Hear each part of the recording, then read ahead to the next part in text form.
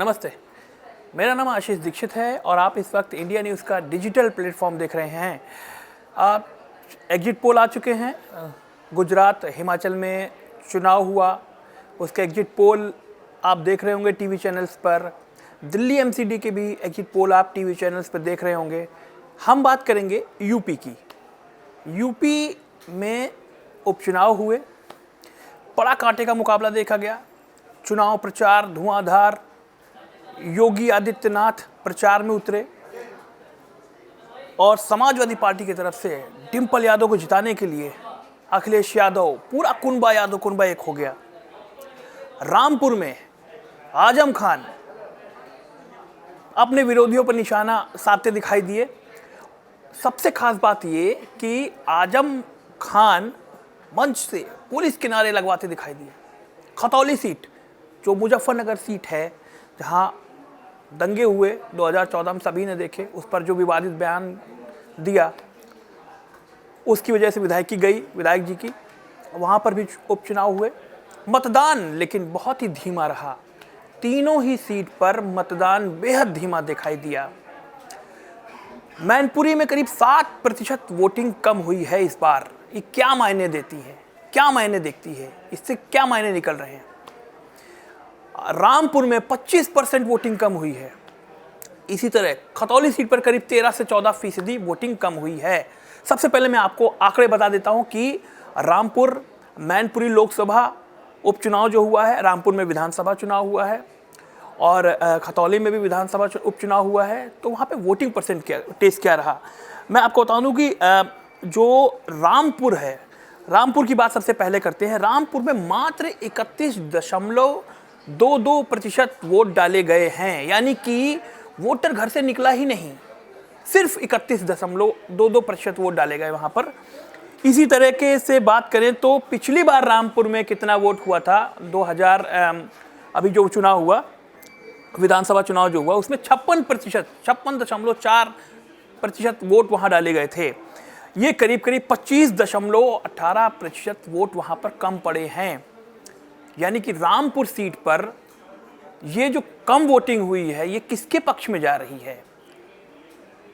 लोग कह रहे हैं कि इसका फायदा आजम खान को होगा। उनके जो कैंडिडेट है आसिम रजा, उनकी जीत यहाँ पर लग रही है।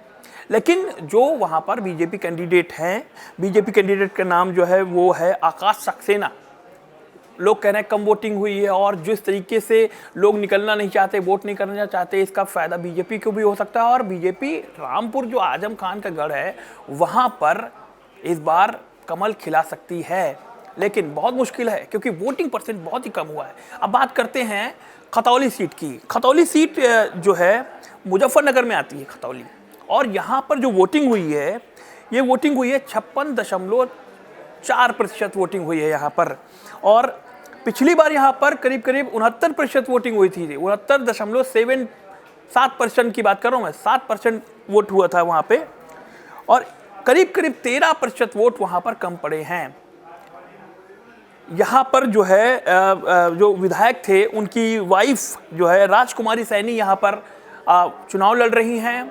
उनकी विधायकी रद्द हुई थी, चुनाव आयोग ने उनकी विधायकी रद्द की थी क्योंकि उन्होंने मुजफ्फरनगर दंगों से लेकर विवादित बयान दिया था। अब ये जो कम वोटिंग हुई है, इसके क्या मायने लगाए जाए खतौली में, क्योंकि वहाँ पर समाजवादी पार्टी और आरएलडी का एक साझा कैंडिडेट था, मदन भैया जिनका नाम है, और कहा जा रहा है वहाँ पर जाट, मुस्लिम और जो ये यादव जो जातियाँ हैं, ये सब एक साथ आई हैं और किसान एक साथ आकर बीजेपी के खिलाफ वोट किया है। लेकिन यहाँ पर भी 13% वोटिंग कम हुई है। इसके क्या मायने हैं? अब बात करते हैं मैनपुरी लोकसभा उपचुनाव की, जहाँ पर मुलायम सिंह यादव सांसद थे, उनका निधन हो गया पिछले दिनों।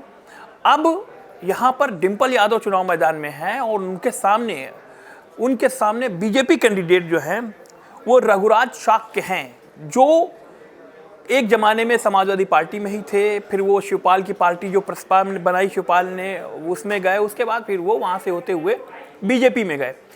बीजेपी ने उनको ही प्रत्याशी बनाया है, क्योंकि वहाँ शाक के वोट जो है वो काफ़ी मात्रा में है और बीजेपी को लगता है कि ये वोट एक साथ वोट करेगा और डिम्पल यादव को इससे टक्कर दी जा सकती है। लेकिन यहाँ पर भी इस बार बेहद ही कम वोटिंग हुई है। यहाँ पर करीब करीब 51% मतदान हुआ है, जबकि पिछली बार यहाँ पर 58.5% वोट पड़े थे। ये कम वोटिंग यहाँ पर भी हुई है। तो ये जो वोटिंग है ये क्या कहती है, ये बड़ी बात है, क्योंकि मैं जो वहाँ की जो विधानसभा सीटें हैं, जैसे मैनपुरी है जो शहर की सीट है, वहाँ पर 53 के आसपास 53% वोट पड़े हुए हैं। किशनी में 55%, करहल में जो जहाँ से अखिलेश यादव विधायक हैं वहाँ करीब 54% वोट पड़ा हुआ है, और जसवंत नगर जहाँ से शिवपाल यादव हैं वहाँ करीब 57% वोट पड़े हुए हैं।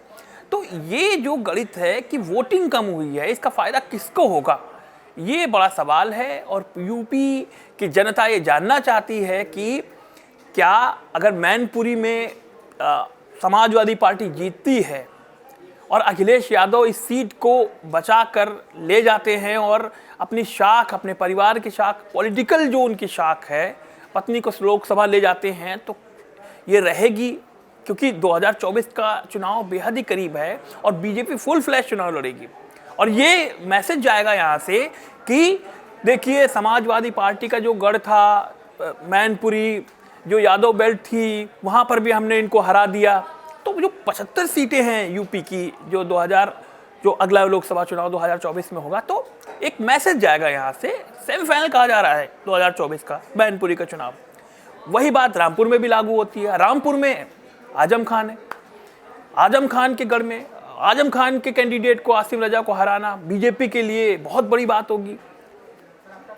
ऐसे ही मुजफ्फरनगर सीट है, क्योंकि मुजफ्फरनगर में अगर बीजेपी जीतती है तो एक पश्चिमी यूपी में एक बड़ा ही मैसेज तगड़ा जाएगा कि भाई जो जाट और मुस्लिम जो एक साथ आने के बाद जो एक समीकरण बनता दिख रहा है वो टूटता हुआ दिखाई देगा।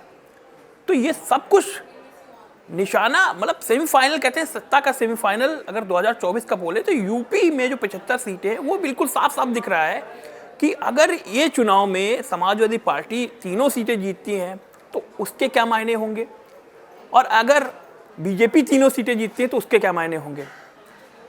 एक आधी सीट खतौली के मान लीजिए बीजेपी जीत लेती है, मैनपुरी और रामपुर समाजवादी पार्टी जीत लेती है, तो फिर उसके क्या मायने होंगे। तो आप हमें कमेंट बॉक्स पर लिख के बता सकते हैं कि जो 8 तारीख को जब नतीजे आएंगे तो उन नतीजों में किसकी जीत हो रही है, किसकी हार हो रही है। और हार जीत के अलावा समाजवादी पार्टी के जो मुखिया हैं, माफ़ कीजिएगा, अखिलेश यादव, उनका पॉलिटिकल जो भविष्य है वो कहाँ जा रहा है। आजम खान कहाँ जा रहे हैं, क्योंकि आजम खान रो रो कर दुआई दे रहे हैं, पुलिस के नारे लगवा रहे हैं, क्योंकि वो अपने आप को पीड़ित बता रहे हैं और कह रहे हैं कि मैं पीड़ित हूँ। तो सारे जो पॉलिटिकल सिनेरियो है इस पर आप कमेंट बॉक्स पे हमें बताइए कि आप क्या कहना चाहते हैं। नमस्ते।